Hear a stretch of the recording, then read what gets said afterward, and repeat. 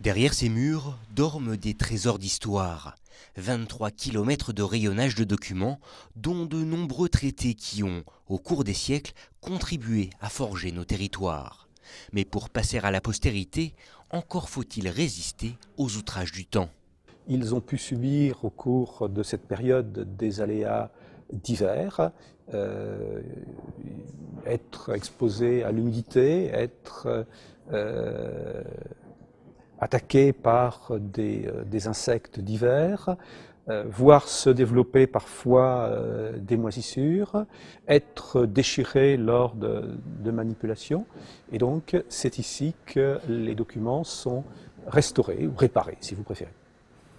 Si toutes les salles de stockage qui accueillent les plus anciennes archives sont bien sûr contrôlées, tant sur la température que sur l'humidité, l'une des principales missions des archivistes reste l'entretien et la conservation de ces pièces uniques, et cela commence en tout premier lieu par l'empaquetage des manuscrits. La première exigence pour la conservation des documents, c'est qu'ils soient correctement conditionnés.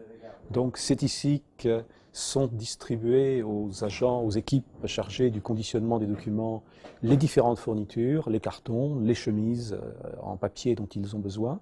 C'est ici également, grâce à ces machines, que sont fabriqués des conditionnements sur mesure pour des documents de format spéciaux. Un travail de longue haleine auquel il faudra encore ajouter la restauration des pages et reliures, comme ici sur ce registre des nouveaux propriétaires terriens datant du milieu du 19e siècle.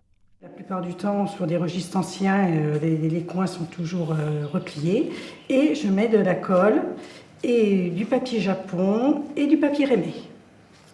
Voilà, alors là, je mets de la colle pour la mise à plat du document.